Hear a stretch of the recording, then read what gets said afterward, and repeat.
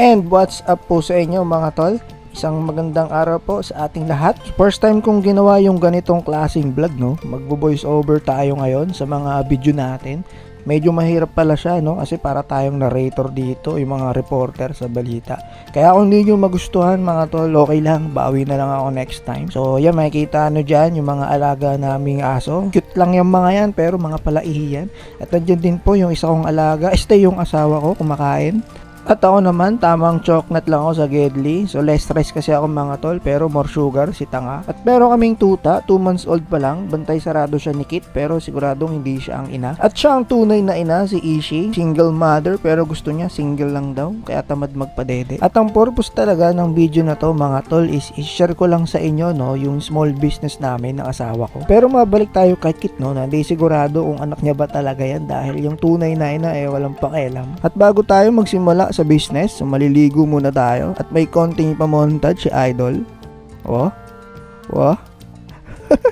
Tanga. At syempre uulitin natin yan, no? Dahil tapos na ako maligo. Tsaka syempre gusto ko rin ipakita yung sexy body ko. At dito na nga tayo, no, sa main agenda natin mga tol. Gusto ko lang i-share sa inyo yung small business namin ng asawa ko na takoyaki, na almost 5 years na rin namin inaalagaan. Pero sa 5 taon na yun, may mga panahon na, as in, mahabang panahon, no, na di kami nakapagbenta dahil sa mga iba't ibang sitwasyon na nararanasan namin. Sitwasyon na kailangan ng yung negosyo, itigil muna namin.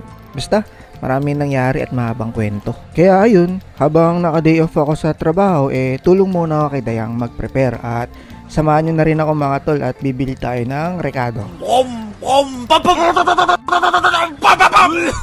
Ganito talaga siguro feeling, no? Pag may mga pangarap kang gusto mong matupad, kahit gaano kahirap, kailangan focus lang sa goals. Tsaka kailangan humugot lagi ng lakas ng loob para kayanin at sumubok sa lahat ng bagay. Isa sa pangarap kasi namin ni Dayang ang magkaroon ng sariling business. At meron akong feeling, no, na ito yung magiging way namin para maging successful sa buhay. At baka ito yung way namin para makaahon at makatulong at makasustento na ng mga pangangailangan namin sa araw-araw at ng mga mahal namin sa buhay, tulad na lang ng mga burikit na to na wala nang ginawa kundi kumain at tumae. Pero loves ko naman yung mga yan. At eto na nga, no, mga tol, i-ready ko na yung mga nakolekto nating orders ng mga mahal nating customers. Shoutout po sa inyo, kundi dahil sa inyo wala akong kinakaing choknat. At siya nga pala, no, dito lang kami nakapwesto sa bahay namin. Pero hopefully, no, someday magkaroon kami ng pwesto sa labas. I-manifest natin yan mga kaibigan.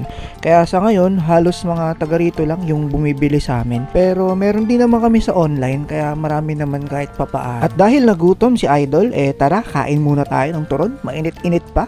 Nyok, nyok, nyok, nyok.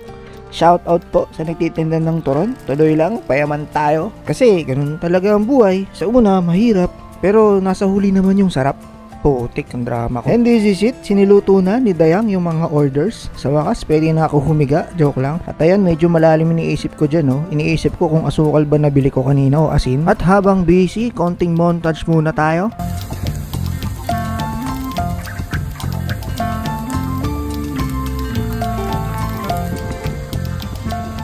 Nakakatakam ka naman ate, yung mga takoyaki mo. So sinusuguro namin, no, nasulit yung order ng mga customer namin. Tapos samahan pa ng masarap na sauce at Japanese mayo at iba pang mga condiments. Sarap! Oishidesu! Mata ko dasai! Siyempre, no, ito yung price list namin mga tol. Very affordable. Hanggang gabi open po kami. So grind lang tayo ng grind, no, hanggang makarami tayo para may pambili ng dog food. At dito tumatawag kami sa mga kaibigan namin, no, para alukin sila ng takoyaki. Pati mga kamag-anak namin sa Romblon, pina-order na namin. Next week nga lang yung dating. Pero sabi nila, pick upin na lang daw nila dito sa Bulacan para walang delivery charge. So quits lang kami. At tara, samahan nyo ako mag-deliver sa kabilang barangay. At dahil wala akong bag na pang delivery, yung Gucci na bag muna yung ginamit ko pang deliver ng takoyaki natin. At closing time na tayo mga kaibigan. Nakarami naman na tayo kahit papaano. At pagod na rin ako magsalita dito. At bago matapos yung video mga tol, gusto ko lang ulitin no, at mag-iwan ng mensahe na wag nating sukuan mga pangarap natin kung alam naman nating makakabuti to at magdadala sa atin sa tagumpay. Kahit matagal ang usad, basta magtiwala lang tayo no, samahan din ng dasal at gawin nating inspirasyon mga mahal natin sa buhay. Yun lamang po mga tol, hanggang sa muli. Alright!